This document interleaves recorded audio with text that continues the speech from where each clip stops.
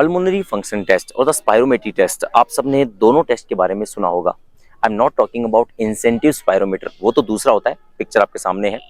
होता है spirometry test, उसमें हम दो वैल्यूज पढ़ते हैं, एक होता है स्टैटिक वैल्यू, एक होती है मेरा बच्चा dynamic value. Dynamic value important रहती है, कई बार बच्चों को डायनामिक वैल्यूज ना समझ आती ना पता होता। डिसऑर्डर्स की जब हम बात करते हैं, चाहे आप अस्थमा की बात कर लें, चाहे आप टीबी की बात कर लें, चाहे न्यूमोनिया की बात कर लें, या सीओपीडी में तो बहुत इंपॉर्टेंट रहता है आपका डायनामिक वैल्यू। अब डायनामिक वैल्यू क्या होती है, अब मैं तीन वैल्यूज बताने जा रहा हूं, ध्यान से सुनो। FeV1, FeV1 का मतलब क्या होता है? Forced expiratory volume with in 1 second. एक सेकंड में व्यक्ति कितनी हवा को बाहर फेंक सकता है। आप भी तो एक सेकंड में हवा को बाहर फेंक सकते हो अगर आप हेल्दी हो तो।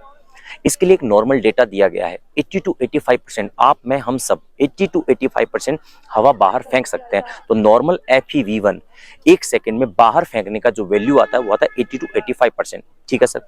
FeV2 का फिर क्या मतलब है?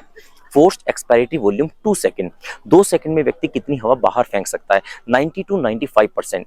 ठीक है, डन सर, समझ में आ रहा है तेरे को? FeV3, अगर मैं बात करूं FeV3 के बारे में, तो forced expiratory volume with in 3 second, 3 second में व्यक्ति कितनी हवा को बाहर फेंक सकता है? 3 सेकंड का डेटा आता है 98 to 100%। आपका मेरा हेल्दी डेटा यही है।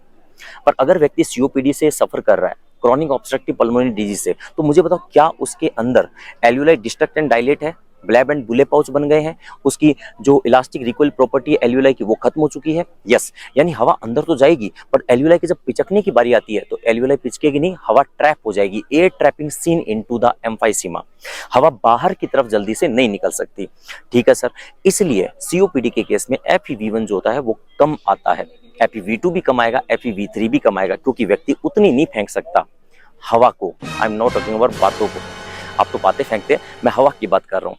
तो इससे डायनामिक टेस्ट याद रखिएगा, पल्मोनरी फंक्शन टेस्ट में दो वैल्यूज है, स्टैटिक और डायनामिक। ये मैंने हल्का सा डायनामिक का एक नमूना आपके सामने पेश करा।